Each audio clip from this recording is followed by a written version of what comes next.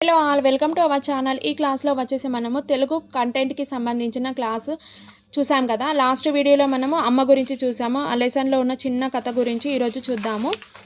దయ దయ అనే టాపిక్ ఇచ్చారు కాబట్టి దయ అంటే ఏంటి? భూత దయ, ఇతివృత్తం వచ్చేసి భూత దయ, ప్రక్రియ వచ్చేసి కథ. నెక్స్ట్ దయ అనే లెసన్ చూద్దాము. చదువు ఆనందించు.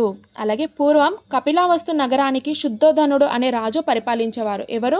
శుద్ధోధనుడు అనే రాజు పరిపాలించేవారు. అతని కొడుకు ఎవరు? వచ్చేసి గౌతముడు. ఎవరు పరిపాలించారు? శుద్ధోధనుడు. అలాగే అతనికి సిద్ధార్థుడు అని పేరు. గౌతమునికి ఇంకా పేరేంటి?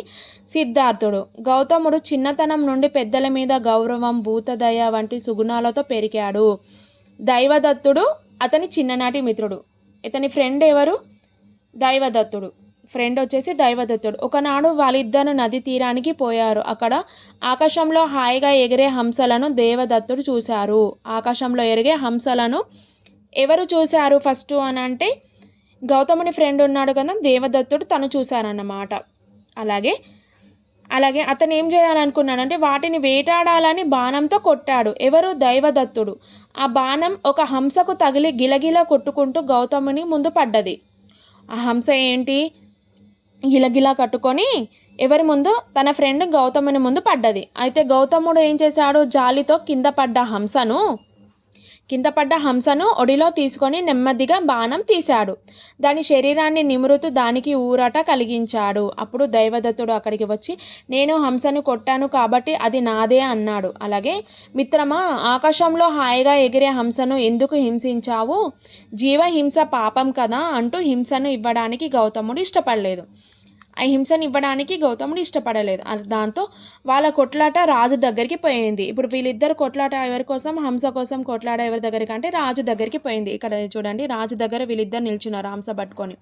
అలాగే ఇద్దరు రాజస్థానంలో న్యాయాధికారిగా విన్నవించారు. దేవదత్తుని బాణం వల్ల హంస చచ్చిపోతే అది అతనిది అయ్యేది. కానీ భూతదయతో గౌతముడు దాని ప్రాణాన్ని కాపాడినందువల్ల అది గౌతమిదే అని అవుతుందని న్యాయాధికారి తీర్పు చెప్పాడు. అది గౌతముడిది అవుతుంది అని అంటే రాజు తీర్పు చెప్పానమాట. ఈ తీర్పుతో దైవదత్తుడు సంతోషపడలేదు. వెంటనే న్యాయాధికారి ఒక పీటను తెప్పించి దాని మీద హంసను ఉంచమన్నాడు. అయితే గౌతముని, దేవదత్తుని విడివిడిగా హంసను పిలవమన్నాడు. వీళ్ళిద్దరికి ఒక టెస్ట్ పెట్టారన్నమాట. టెస్ట్ పెట్టినాక ఏం చేశారు? ఒక టేబుల్ లాంటిది తెచ్చి హంసను అక్కడ పెట్టారన్నమాట. అయితే అది పిలవగానే ఎవరి దగ్గరికి వస్తుంది చూద్దామనేసి. అలాగే గౌతముని, దేవదత్తుని విడివిడిగా హంసను పిలవమన్నాడు. అది ఎవరి దగ్గరకు పోతే అది వారిది అవుతుందని చెప్పారు. ఇప్పుడు పెట్టినాక అది ఎవరి దగ్గరికి పోతుంది? అది వారది అని చెప్పారన్నమాట రాజు. అలాగే అయితే అతని చూపపు కఠినమైన పిలుపుకు హంస రాలేదు. ఎవరిది? దైవదత్తుడు. అతని ఫ్రెండ్ దైవదత్తుడు పిలిస్తే హంస పోలేదు. అలాగే గౌతముడు ఆప్యాయంగా హంసను పిలవగానే ఆ హంస అతని ప్రేమపూర్వకమైన పలుకలను ఎగిరి వచ్చి చేతిపై వాలింది. అలాగే గౌతముని అహింసా పద్ధతికి సభలోని వారంతా చప్పట్లు కొట్టారు. రాజు, న్యాయాధికారికి సంతోషించారు. అందువల్ల కఠిన్యం కంటే ప్రేమ, దయ ఉన్న వాళ్ళకి అది అందరి మన్నన దొరుకుతుంది అన్నమాట. చూడండి, ఇప్పుడు గౌతముడు, దేవదత్తుడు ఇద్దరు ఫ్రెండ్స్ అయినప్పుడు అతను హంసను హింసించాడు, అతని కష్టపెట్టాడు. కానీ గౌతముడు ఏం చేశాడు? తనని ప్రేమగా చూపించారన్నమాట. అలాగే దేనివల్ల హంస ఏం చేసింది?